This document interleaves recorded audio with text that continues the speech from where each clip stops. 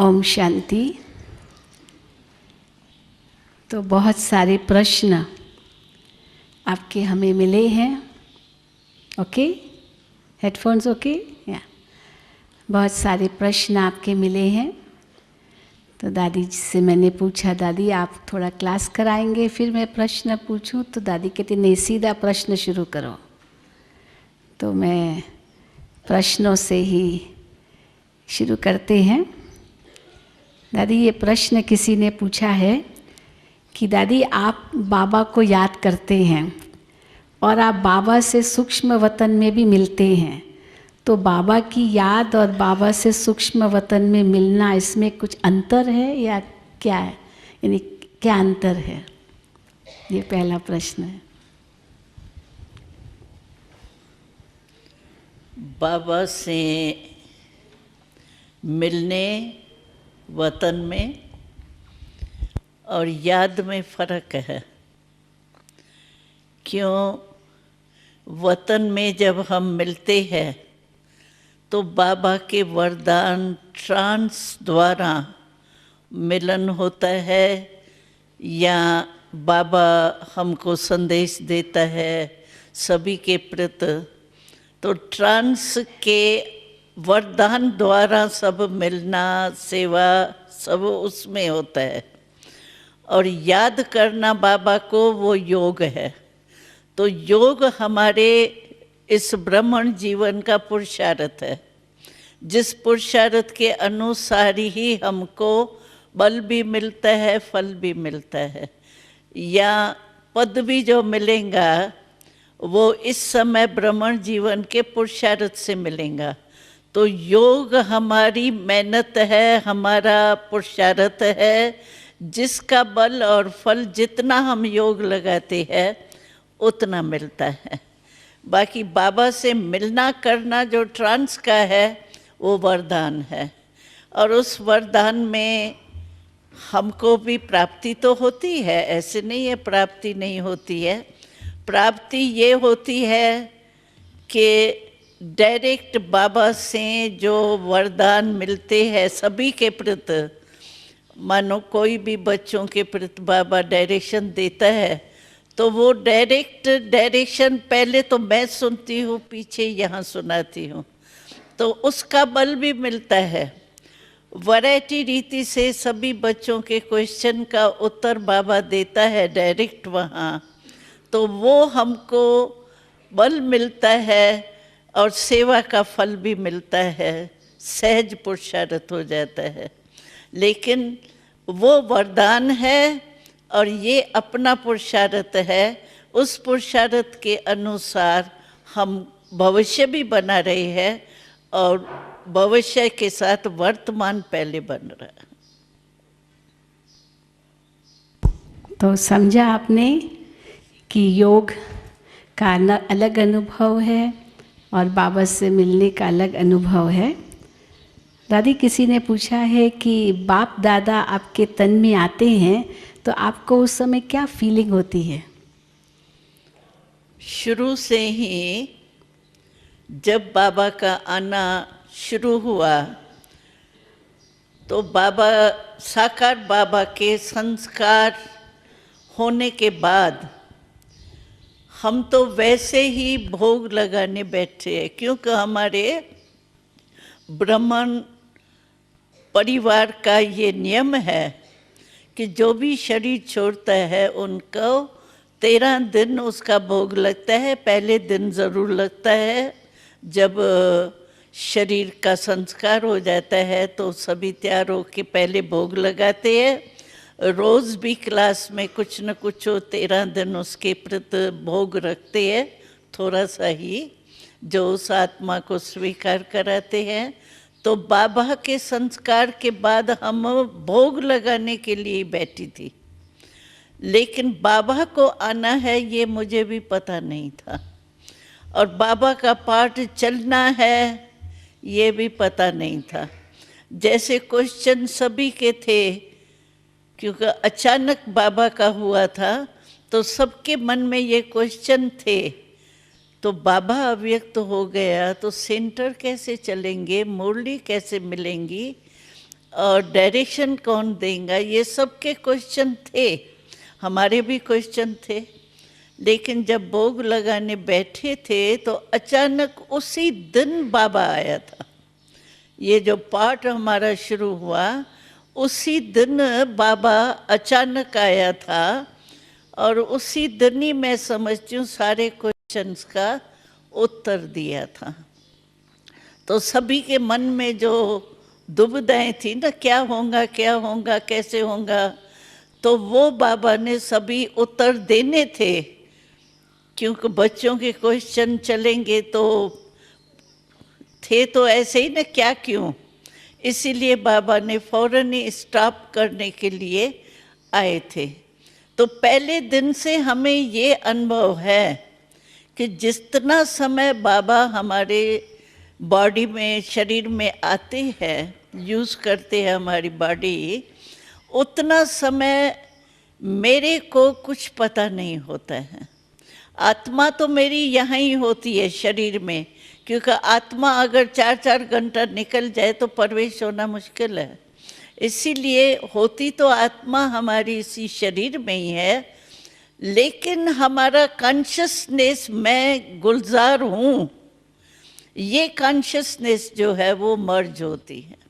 जैसे रेडियो होता है ना, रेडियो में या टीवी में आप जो भी आपको लाइन, क्या कहते हैं इसको, टीवी में क्या करते हैं, चैनल, हाँ, चैनल जो भी आप खोलो उसका आपको आवाज़ आएगा। बाकी चल तो सभी चैनल रहे हैं ना उस समय, ऐसे नहीं है बंद होते हैं, लेकिन स्विच हमारा बंद होता है। इसीलिए चैनल चलते हुए जिसका हम स्विच खोलते हैं वही हमको सुनाई देता है, देखने में आता है। इसी रीति से हमारे को बाबा जो सभा में होता है, मिलते हैं, आते हैं, जो भी होता है, इसका कॉन्शियसनेस हमारा बंद होता है।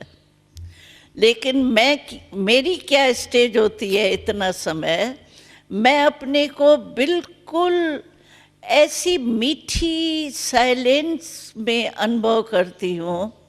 बहुत अच्छा अनुभव होता है उतना समय, एकदम जैसे डेड साइलेंस नहीं, स्वीट साइलेंस, एकदम जैसे बाबा के लव में लीन हूँ या बीज रूप हूँ, वो भी कुछ नहीं होता है, लेकिन एकदम स्वीट साइलेंस के स्टेज में जैसे मैं मग्न रहती हूँ।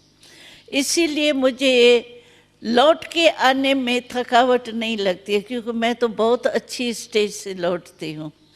तो स्वीट साइलेंस के स्टेज से लौटने के कारण मेरे को थकावट भी नहीं होती, और जो यहाँ चलता है वो कुछ दिखाई नहीं देता, सुनाई नहीं देता। लेकिन क्वेश्चन दूसरा कोई करते हैं तो आपको ये नहीं आता, तो मैं भी सुनती तो अच्छा है। लेकिन मैं ये फ़ायदा समझती हूँ कि जो स्वीट साइलेंस का बाबा हमको अनुभव कराता है वो हमारे लिए इतना ही अच्छा है जितना मैं सुनूं।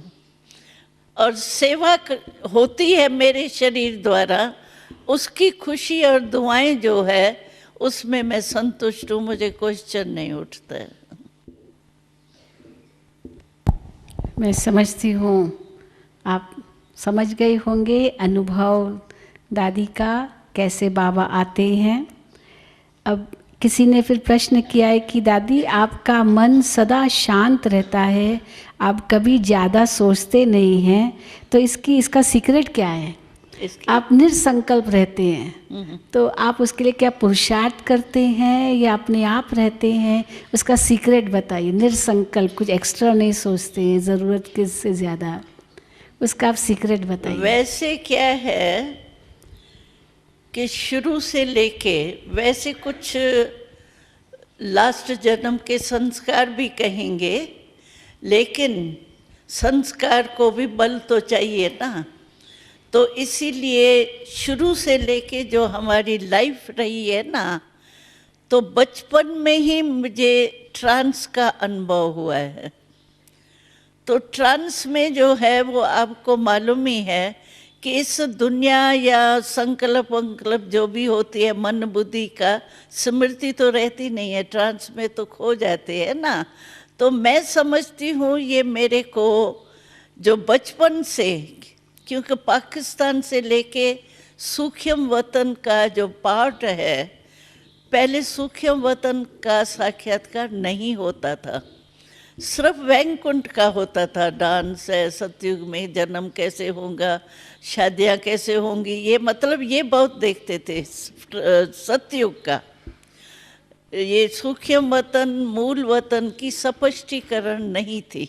ड्रामा में तो थी लेकिन हम लोगों के बीच में नहीं थी। तो जब हम पाकिस्तान में थे तब से हमारा ट्रांस का पार्ट चला है। ट्रांस का पार्ट होने के कारण बाबा के भवन अलग होता था, क्योंकि वहाँ थोड़ा बैन भी लगा था ओम मंडली के कारण, थोड़ा हंगामा भी था, एंटी ओम मंडली भी थी, तो गवर्नमेंट के द्वारा बैन था। तो बैन में क्या था, जो बाबा बहनों माताओं के साथ नहीं रह सकता, बहनों के साथ नहीं रह सकता, भाई बाबा के साथ रह सकते थे लेकिन बहनें नहीं रह सकती थी। तो हम बहनें रहती थी मम्मा के साथ, एक बड़ा महल के माफिक था, बड़ा मकान कुंज भवन, वहाँ हम मम्मा के साथ रहते थे, और बाबा का परिवार और कुछ भाई वो बाबा भवन में रहते थे। वो क्लिफ्टन सागर के किनारे में बाबा का मकान था, बहुत साइलेंस में। तो हमारा ट्रांस का पार्ट जब सूक्ष्म वतन का शुरू हुआ तो बाबा ने देखा कि ये नई बात शुरू हो रही है। मम्मा ने भी देखा, बाबा ने भी देखा, क्योंकि मेरे को भी पता नहीं था ये क्या मैं देखती हूँ। जब पहले पहले हमने ब्रह्मा बाबा को ट्रांसपेरेंट रूप में, अव्यक्त रूप में देखा, मैंने आके सुनाया, तो मैंने बाबा को ही देखा और ऐसे ट्रांसफर रूप में था, फीचर्स वही बाबा के थे। तो बाबा ने कहा मैं तो बैठा हूँ यहाँ पर, इसने क्या देखा, ऐसा क्या, मेरे को वहाँ क्यों देखा, मैं तो यहाँ बैठा हूँ, मम्मा आप समझो इसको क्या है। फिर हमको बाबा एकांत के कारण जो है ना, वो अपने ही मकान में रहता था। तो मैं समझती हूँ कि ये ट्रांस का पार्ट शुरू से ही चला, और मैं बहुत करके ट्रांस में जाती आती थी संदेश लेना देना, क्योंकि स्पष्टीकरण ही नहीं था कि सूक्ष्म वतन है क्या और क्यों मुझे बाबा ऐसे दिखाई देता है। तो उसको समझाने के लिए, क्लियर करने के लिए हमको, ब्रजेंद्रा दादी थी, बाबा की लौकिक में बहू थी, तो परिवार को रहने के लिए बाबा के साथ छुट्टी थी। तो ब्रजेंद्रा दादी को बाबा क्वेश्चन देते थे, वो हमको क्वेश्चन देती थी, फिर मैं पूछती थी ट्रांस में ये क्या है, इसको क्लियर करें। उसके कारण मैं समझती हूँ कि मैं शांत में बहुत रही हूँ, अभ्यास ये हुआ है बहुत काल का, इसीलिए हमारी नेचर हो गई। तो प्रश्न का उत्तर मिल गया कि कैसे आपका ये सीक्रेट क्या है जो मन आपका शांत रहता है। फिर दादी किसी ने पूछा है कि ब्रह्मा बाबा के अव्यक्त होने के कितने समय के बाद ये निश्चित किया गया कि आप बाबा के रथ बनेंगे। वो जब पहले बाबा आया ना, पहले तो क्वेश्चन के उत्तर ही दिए हैं मेरे ध्यान में अभी भी। वो मुरली जो आप पढ़ेंगे तो उसमें पहले तो वारी जब आया बाबा, तो सबको खुश करने के लिए कोई न कोई ऐसी बात बाबा ने कही, जैसे दादियाँ हैं या जो मुख्य भाई, उनको ऐसी बात कही जिससे उनको भास ना आवे कि बाबा आया हुआ है। समझो साकार में जो बाबा ने उनको कुछ कहा होगा ना, तो पहले ही मिलने में बाबा ने उनको ऐसी कोई बातें बताई, कही, समझो मुलाकात करता है तो जो बाबा उनको विशेष वो टाइटल दे के बोलता है, उसी ही रूप से बाबा ने उनसे मुलाकात की। तो सभी के अंदर ये वायुमंडल हो गया, बाबा आया, बाबा आया, बाबा आया। नहीं तो नई बात थी ना, बाबा कहाँ से आएगा, चला गया। तो इसीलिए बाबा ने पहले मुरली में तो क्वेश्चंस के उत्तर दिए हैं, लेकिन डायरेक्शन दिया था। तो ये बाबा मिलता रहेगा, बाबा आता रहेगा। और बाबा फिर दूसरे तीसरे बारी भी आया, तो उसमें बाबा ने दादी और दीदी को मुकर्रर किया, निश्चित किया सभी सभा के आगे। तो ये आप के निमित्त बनेंगी। और संदेशी का पाठ जो है वो एक ही रथ द्वारा चलेगा। बाबा ने अनाउंस किया था, बस 1-2 मुरली के बाद ही किया था। तो 1-2 मुरली के बाद फिर किसने, दादी जी ने डिसाइड किया कि आप ही रथ रहेंगे? बाबा ने कहा ना, तो एक ही रथ द्वारा हो। तो दादी दीदी से पूछा होगा, भाई आप को यही राय पसंद है? तो उन्होंने कहा एक ही हो तो ठीक है। तो बस वो चल पड़ा। तो उसी अनुसार से बाप दादा का रथ गुलजार दादी का मुकर्रर किया गया। किसी ने दादी प्रश्न किया है कि समझो अभी, एक मिनट, सॉरी, बाबा कहते हैं कि last so fast so first तुम बच्चे आ सकते हो। तो शॉर्टकट आप बताइए last so fast so first आने का। क्या शॉर्टकट? क्योंकि हम अभी बहुत लेट आए हैं, और तो कैसे हम आ सकते, इतना लेट आए हैं, last so fast so first कैसे जा सकेंगे? तो शॉर्टकट चाहिए ना। मुझे मम्मा की बात इसमें याद आ रही है। मम्मा अपना अनुभव सुनाती थी, क्योंकि मम्मा जो है उसको कोर्स कराने वाली भी और थी, जो पहले मम्मा की भी आती थी, और वो अभी नहीं है, मतलब दुनिया में चली गई और शरीर भी छोड़ दिया अभी तो। लेकिन मम्मा से सभी पूछते थे कि मम्मा, क्योंकि दीदी दादी, ये निर्मल शांता, बिरजेंद्रा दादी, ये सब बड़े थे, मम्मा के साथ समान थे। दादियाँ हैं, चंद्रमणि दादी, ये मम्मा के जैसी थी और वो बड़ी थी। तो मम्मा से सब क्वेश्चन करते थे कि मम्मा आप मम्मा कैसे बन गई, आपकी क्या विशेषता है? तो मम्मा 2 शब्दों में उत्तर देती थी। मम्मा ने कहा, मैंने शुरू से ये लक्ष्य रखा कि बाबा ने कहा और मैंने किया। समझ गए ये? हाँ? तो अगर लास्ट सो फास्ट जाना है तो बाबा की श्रीमत जो भी अमृत वेले से लेके है ना, रात्रि तक हर कर्म के लिए बाबा की श्रीमत है। सुबह को उठो, कैसे उठो, क्या करो, सो क्या सोच के सो, और फिर सुबह को उठ के उसी उमंग उत्साह से उठो। तो हर कर्म की जो श्रीमत बाबा ने दी है ना, कदम कदम की, उस कदम कदम पर चलना, ये फास्ट जाना। सिर्फ ये आप करो, बस श्रीमत बाबा की है या नहीं है। एक भी कर्म श्रीमत के स्वयं नहीं हो तो ये फॉलो फादर हो जाएगा और आप पहुंच जाएंगे, फरिश्ता बन जाएंगे। फिर किसी ने पूछा है कि बाबा कहते हैं कंबाइंड फॉर्म में रहो, तो कंबाइंड फॉर्म में का मतलब क्या है? जैसे हम बाबा में मर्ज्ड हैं और बाबा कार्य कर रहा है, या बाबा की शक्ति हमारे द्वारा कार्य कर रही है? कंबाइंड फॉर्म का आप सही रूप बताएं। कंबाइंड का ये है कि बाबा हर समय साथी है मेरा। जैसे कोई भी स्थूल में कोई साथ होता है तो बल होता है ना।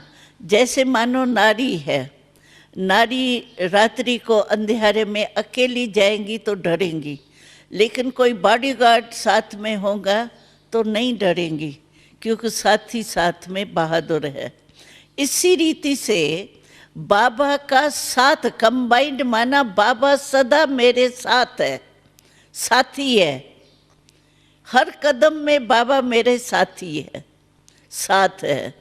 तो उससे क्या होता है, हर कदम में अगर मेरी कोई कमजोरी है तो मैं बाबा की शक्ति, साथी का, जैसे कमजोर कोई होता है तो लाठी का या कोई साथ लेके चलने वाले का हाथ पकड़ के होशियारी से चल पड़ता है ना, ऐसे बाबा हमारे साथी है तो साथ है। इसके कारण सर्व शक्तियाँ हमारे जैसे साथ है। तो जिस समय मेरी कोई भी कमजोरी होती है तो मैं बाबा सर्वशक्तिवान के शक्ति का साथ लेके आगे बढ़ सकती हूँ। ये फायदा है। बिल्कुल ऐसे अनुभव होता है साथ का, जैसे कोई स्थूल में दो जनी रहती है ना। समझो मेरे को कोई काम मिला स्थूल, हमको खाना बनाना है, मानो अभी खाना बनाना है, ज़्यादा खाना बनाना है। मेरे साथ जो साथी होंगी तो आप भले हेड बनो, लेकिन कोई भी काम होगा तो आप साथी को साथ लेंगे ना। ऐसे ही बाबा सूक्ष्म है, बिंदी रूप में है, लेकिन साथी का मतलब, कंबाइंड का मतलब ये है कि बिल्कुल जैसे साकार में कोई साथी का साथ फौरन याद आता है और लिया जाता है, ऐसे बाबा कहता है मैं, आप कहेंगे कंबाइंड बाबा है तो मैं मददगार बनूंगा, शक्ति दूंगा। इस रीति से कंबाइंड का अनुभव कर सकते। और बाबा कहता है कि इतना इजी कनेक्शन होना चाहिए बाबा से, कंबाइंड की फीलिंग ये होनी चाहिए जैसे कोई भी संकल्प मेरा चलता है, मैं समझती हूँ कि मेरे दिल में ये चल रहा है ना, फौरन ही मैं बाहर निकालूंगी, कोई साथी साथ होगा तो। ऐसे नज़दीक का संबंध हो, कोई भी बात हो, कोई काम मेरा नहीं हो रहा है तो हम कहेंगे ना साथी की याद आएंगी ना। ऐसे बाबा से इजी संबंध हो सकता है। कंबाइंड का अर्थ ही ये है कि समय पर साथ का अनुभव करना, लेना और फिर अपने को शक्ति भरना। तो इस रीति से बाबा का साथ हो सकता है। फिर दादी, किसी ने पूछा है कि वैसे जब भी हम कोई दुनिया में प्लानिंग करते हैं, 20 साल की प्लानिंग, 50 साल की प्लानिंग, या चलो 5 साल की प्लानिंग, 10 साल की प्लानिंग, अब बीकेज के लिए तो हम जानते हैं कि कॉन्फ्लुएंस एज, ये संगम युग बहुत छोटा है। बाबा बार बार यही कहते रहते हैं कि समय बहुत कम है। तो हम बीके के नाते हम किस प्रकार से प्लानिंग करें भविष्य की? नहीं, ये भले 25 वर्ष का हम करते हैं, कोई हर्जा नहीं। क्यों? 25 वर्ष का अगर हम कोई प्लान बनाते हैं तो इतनी बेहद की बुद्धि हमारी लास्ट आत्माओं, इतनी आत्माओं के तरफ हमारी नज़र जाती है। तो इसीलिए भले विनाश हो जाएगा तो भी अगर हमारा 25 वर्ष का प्लान है तो हमको वो प्लान जो है वो मनसा द्वारा हम आत्माओं को देंगे। हमारा लांग दृष्टि गई ना, ऊंची दृष्टि, दूर तक दृष्टि गई ना, तो भले विनाश भी हो जाएगा ना तो भी हमको होगा कि हमको इन आत्माओं को मनसा द्वारा भी संदेश जरूर देना है, कुछ न कुछ वो बाबा कहते हैं ना भाई, महादानी बन के कुछ न कुछ उसको देना ही है। वो मनसा से देंगे, वाणी से नहीं दे सकेंगे, तो मनसा से फटाफट वो सेवा करेंगे। हमारे 25 वर्ष का प्लान पूरा ज़रूर होगा, इसीलिए कोई हर्जा नहीं है। आप वाणी से नहीं कर सकेंगे तो मनसा से करेंगे, भले बना, इसमें कोई हर्जा नहीं है। फिर किसी ने पूछा है कि को सुख लो, इन सुख कोई लिमिट तक हम इसने में भी सुख दिया ही है ना, दुख तो नहीं दिए ना। नहीं, इसका भाव हो कि समझो वो स्वार्थ है, वो कहेगा हमको मिले मिले, हम दे रहे दे, तुम जब इसको सुख दे रहे, वो तो सुख देने की भी लिमिट है, होती है ना। कहाँ सुख देने का अर्थ क्या है? सेल्वेशन देना तो बाबा नहीं कह रहा है ना, सुख देने को कह रहा है ना। तो सुख देने का मतलब है शुभ भावना रखना, शुभ कामना रखना। अच्छा चलो, वो स्वार्थ ही है, मानो स्वार्थ ही है, तो स्वार्थ ही भले वो अपने रीति से होगा, लेकिन मैं अपने मन को खुश और अच्छी स्थिति रखने के लिए उसके प्रति मानो मैं अशुभ भावना रखती हूँ, शुभ भावना नहीं रखती हूँ। दुख देने चाहती हूँ, सुख नहीं दूँ, कब तक दूंगी? अच्छा, सुख नहीं देती है तो उसके प्रति आपको जो व्यर्थ संकल्प, व्यर्थ वृत्ति चलेंगी, वो हमारे स्थिति को भी तो खराब करेंगी। जैसे बाबा से पूछा था ना, तो है ही नाम जब बद दुआ, कोई बद दुआ दे रहा है और मैं उसको दुआ दूँ, तो बाबा ने यही उत्तर दिया था, जब तुम कहते ही हो बद दुआ, नाम ही देते हो बद दुआ, माना खराब चीज़ है, तो खराब चीज़ कोई आपको देता है तो आप लेके रखेंगी तो आपको भी तो नुकसान है। बाबा ने ये उत्तर दिया था। तो बद दुआ, बुरी चीज़ तो कोई अपने में रखता ही नहीं है ना, या फेंकेगा या उसको वापस करेगा। तो इसी रीति से अगर मानो वो स्वार्थी है, लेकिन मैं अपना फर्ज पालन करूं, जितना हो सकता है मेरे से मैं दूं, दुख तो नहीं दूं ना, दुख देना तो मेरा पाप बन जाएगा। अच्छा, सुख देती रहूं, शुभ भावना रखती रहूं, इसमें मुझे क्या नुकसान? बाकी सेल्वेशन दो वो अलग चीज है, सुख देना अलग चीज है। सेल्वेशन दो, सेल्वेशन देते देते वो खराब हो सकता है। समझो कोई को बहुत चाहिए मेरा नाम हो, मेरे को पीछे क्यों करती है, मेरे को भी आगे रखे, तो ये हो गया ना जैसे स्वार्थ। ये बॉडी कॉन्शियस का सेल्वेशन चाहिए, नाम का, मान का, वो आप नहीं दो, लेकिन शुभ भावना तो दे सकते हैं। शुभ भावना देने के लिए बाबा कहता है कि आप शुभ भावना द्वारा सुख दो, दुख नहीं दो। फिर किसी ने पूछा है कि एडवांस पार्टी आजकल क्या कर रही है? मम्मा कहाँ है, मनमोहिनी दीदी कहाँ है, और एडवांस पार्टी की आत्माओं की मानसिक स्थिति कैसी है? थोड़ा एडवांस पार्टी के बारे में दादी बताएंगे। बाबा ने आपको क्या कहा? जन्म कहाँ है वो तो बाबा ने बताया नहीं है। बाबा ने नहीं बताया तो कोई भी नहीं बता सकते, मैं तो नहीं बता सकती। बाकी ये है कि एडवांस पार्टी जो है वो मूल गई इसीलिए है कि हमको जो योग बल से सत्युग की पैदाश होनी है, तो योगी आत्माएं चाहिए ना, और नई सिस्टम शुरू होनी है। योग बल से जन्म कौन दे सकता है? जो योगी होगा। तो इसलिए वो इसके लिए हमारे लिए रुके हैं, हमको जन्म देने के बाद उनका भी नया जन्म हो जाएगा।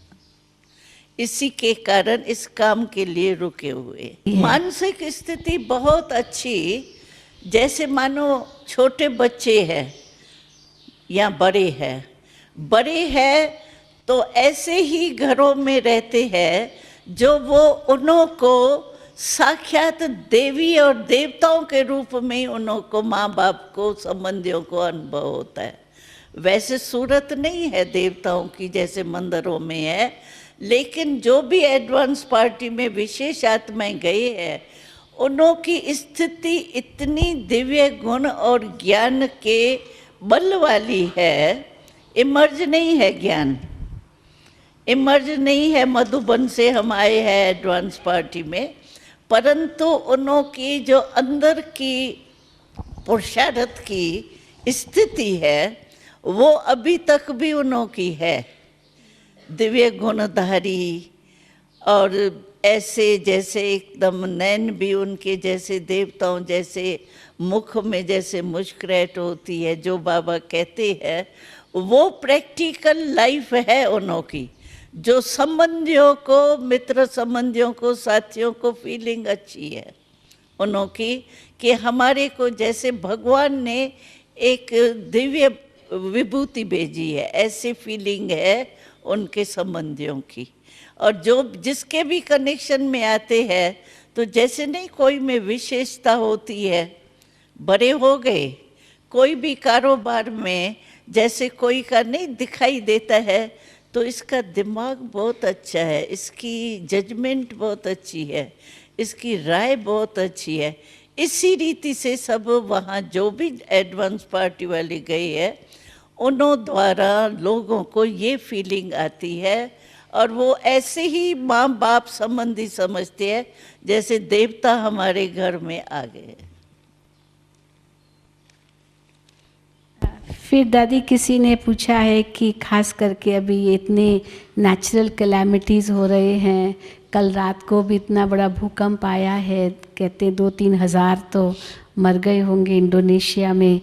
तो ऐसे जो नेचुरल डिज़ास्टर्स आते हैं, प्राकृतिक आपदाएं आती है और उसमें एक साथ कितने मरते हैं, तो क्या हम उनको हम किस प्रकार का सहयोग दे सकते हैं, उनको हम कैसे शांति दे सकते हैं, यानी किस रूप से मदद कर सकते हैं उन आत्माओं की?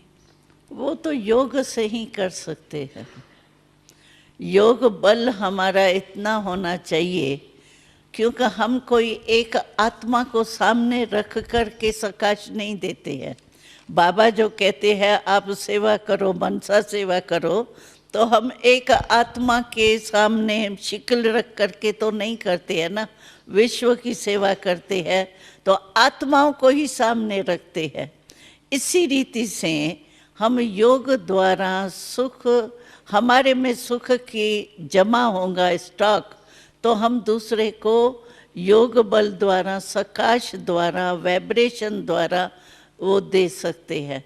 तो योग द्वारा ही, शुभ भावना, शुभ कामना द्वारा ही उन आत्माओं को, फेस हमारे को नहीं है लेकिन है तो हमारे भाई ना, हमारी बहनें ना, एक ही बाप के बच्चे हैं, उस ब्रदरहुड के रूप से हम अपने सकाश द्वारा शुभ भावना, शुभ कामना या शांति की शक्ति, सुख की शक्ति, प्रेम की, परमात्म प्रेम, उसकी शक्ति दे सकते। तो इसी के साथ प्रश्न है कि सूक्ष्म शरीर द्वारा हम कैसे सूक्ष्म सेवा कर सकते हैं? हम भी सूक्ष्म शरीर से सेवा करेंगे, कैसे करेंगे? सूक्ष्म शरीर आत्मा संकल्प द्वारा ही सेवा कर सकती है। सूक्ष्म शरीर तो यानी मैं फरिश्ता हूँ उस रूप से कर सकते हो, बाकी सूक्ष्म वतन का सूक्ष्म शरीर धारण करके मैं जा रही हूँ ये तो टेम्पररी होगा, लेकिन आत्मा संकल्प शक्ति द्वारा, शुभ भावना भी सूक्ष्म संकल्प की शक्ति है, शुभ कामना भी सूक्ष्म शक्ति की है। तो शक्ति रूप में मैं फरिश्ते रूप में स्थिति में स्थित होके फरिश्ता माना, मेरे बॉडी कॉन्शियसनेस की स्मृति नहीं हो। बाबा ने नहीं कहा था फरिश्ता माना जिसका जो पुरानी दुनिया है उससे कोई रिश्ता नहीं, अपने पुरानी दुनिया के बॉडी कॉन्शियसनेस से भी रिश्ता अलग आत्मा रूप में स्थित होवे और आत्मा संकल्प द्वारा उन आत्माओं की सेवा कर सकती। स्टेज फरिश्ते के स्थिति द्वारा सेवा कर। एक प्रश्न, जब बाबा कहते हैं बेहद का वैराग्य रखो, बेहद की वैराग्य वृत्ति तो ये बेहद की वैराग्य वृत्ति थोड़ा स्पष्ट करेंगे दादी? बेहद की वैराग वृत्ति माना किसी के तरफ, आत्मा के तरफ, पदार्थ के तरफ अटैचमेंट नहीं हो, आसक्ति नहीं हो। एकदम जैसे यूज भी करते हैं, जैसे दवाई ज़रूरी समझ करके यूज़ करती है, दवाई में कभी लगाव नहीं लगेगा। मजबूरी से ज़रूरी समझ के, आवश्यक समझ करके लेते हैं। तो ऐसे ही कोई भी पदार्थ या कोई भी आत्मा का संबंध उस आकर्षण से, लगाव के आकर्षण से हमारे पास नहीं हो, न आत्मा न पदार्थ, न कोई संस्कार। कोई संस्कार से भी समझो हमारी नेचर है, हम कह देते हैं मैं चाहती नहीं हूँ लेकिन मेरी नेचर आप ही काम कर लेती है, क्या करूँ।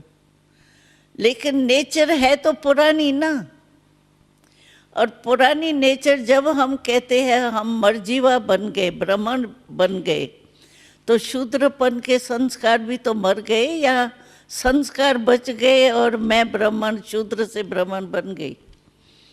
तो संस्कार भी तो मर गए ना पुराने। तो इसीलिए कोई भी पुराने संस्कार अपने पदार्थ की आकर्षण, संबंध की आकर्षण, आत्माओं के कनेक्शन की, आधार की, ये कोई भी आकर्षण नहीं हो। मैं आत्मा हूँ और बाबा ही मेरा संसार है, बाबा ही मेरा पदार्थ देने वाला है, बाबा ही सर्व संबंधी है। एक ही के उसमें रहें, इसको कहते हैं बेहद का वैराग। कोई भी लगाव नहीं हो, वैराग माना कहाँ लगाव नहीं। सेवा में भी नहीं, मेरा जिज्ञासु, मेरा सेंटर, मेरे जिज्ञासु की मदोगरी, ये भी रंग है, क्योंकि मेरा तो है ही नहीं ना, बाबा का है ना।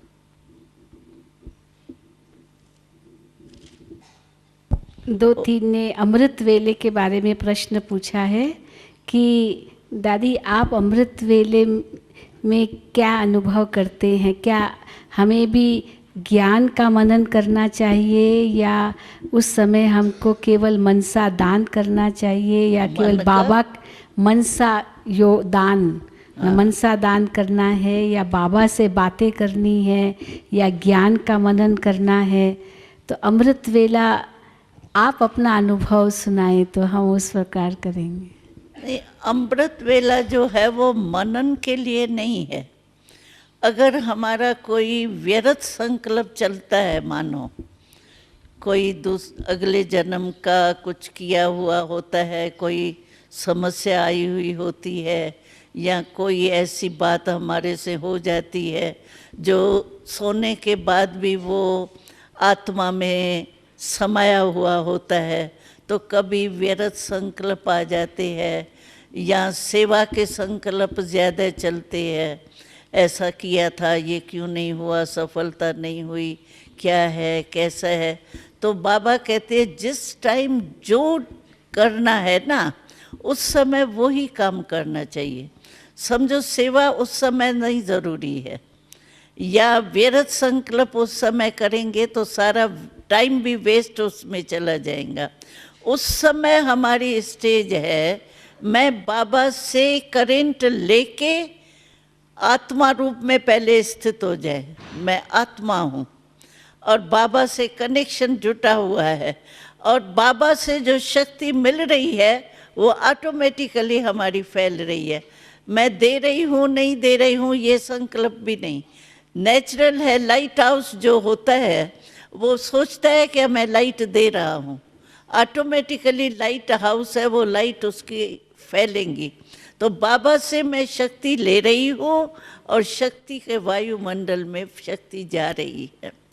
लेकिन उस समय बस आत्मा और बाबा से कनेक्शन, रिलेशन गहरा हो। बस दाता बन के बाबा दे रहा है, मैं भी दाता बन के फैला रही।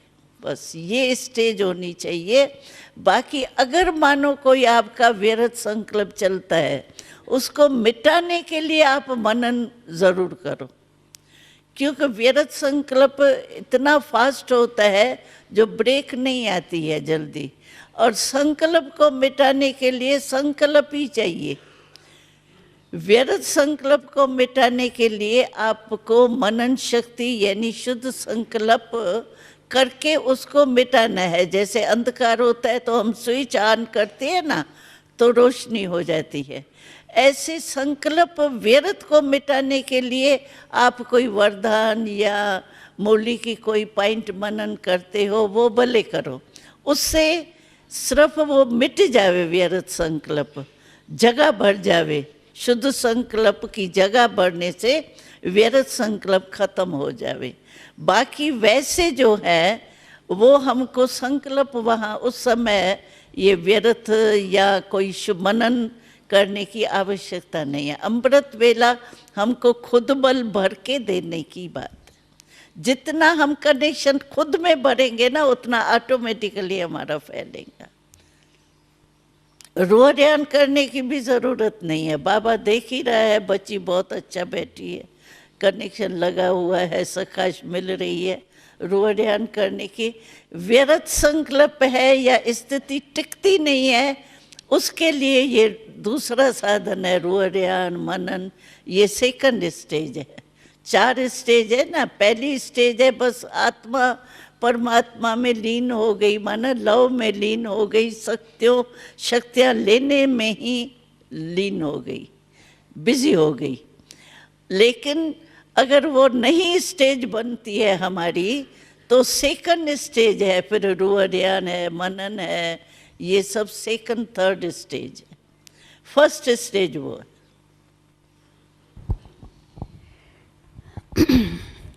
वैसे तो सभी प्रश्न आ ही गए, टाइम भी हुआ हाँ है। पूरा हो रहा है। एक प्रश्न है, सतयुग में हंसी का प्रश्न है कि वहाँ पर गैया बहुत होगी तो क्या दूध पीते हैं देवी देवताएं? दूध पीते हैं देवताएं? दूध पीते हैं? दूध पीते हैं देवताएं? हाँ, वहाँ तो फल ही ऐसे होते हैं जो जैसे नारियल का पानी है ना, तो नारियल में जूस है ही, ऐसे वहाँ ये एक नारियल फल का मिसाल मैं देती हूँ। ऐसे वहाँ फल है, समझो आपको खट्टा पीना है तो वहाँ ऐसे फल है, आप फल को ऐसे करो, आपको जूस गिलास बन के जूस मुख में जाएंगे। और दूध? हाँ? दूध तो गऊ देंगे ना। नहीं पीते हैं दूध? हाँ, दूध। यहाँ पर तो कलयुग में कहते हैं दूध नहीं पीना चाहिए। तो वो तो गऊ खराब खाती है ना। गऊ जो है दूध देने वाली, वही पता नहीं क्या कचरा खाती रहती है ना, इसलिए उसमें वो जर्म्स हो जाते हैं, इसीलिए मना करते हैं। और आज की शक्ति में गैस होती है, किसको दूध से गैस होगी, किसको भारीपन होगा, वहाँ ये तो है ही नहीं ना। तो देवताएं दूध पीते हैं ना? दूध पीते हैं, दूध की नदियाँ हैं वहाँ। यानी इतना है जो जैसे नदियाँ बहती है।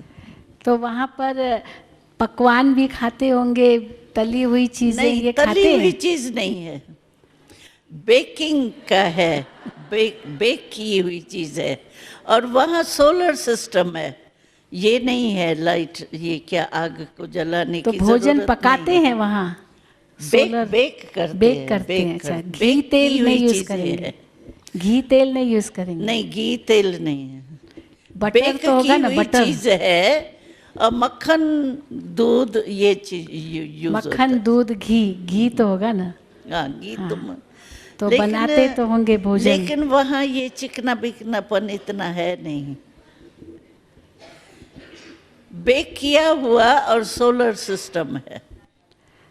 तो सब कुछ पौष्टिक, सब कुछ नरिशिंग, भोजन बहुत स्वादिष्ट भी तो होगा, बनेगा। वो तो सतोगुणी प्रकृति होंगी ना, पृथ्वी भी सत्तो प्रधान होंगी, तो उससे फल फूल जो भी निकलेगा अनाज, वो क्या होगा? नेचुरल होगा ना, 1 नंबर होगा, 1। पहले जन्म में बाबा ने कहा था लक्ष्य रखो, अगर कोटों में कोई बनना है तो 1 1 1 1 होना चाहिए। 1 जन्म, 1 डेट, 1 संवत, और फिर प्रकृति भी सतो प्रधान 1 नंबर, सब 1 1 होना चाहिए। चलो 1 1 1 1 ओके, हाँ। Thank you thank you.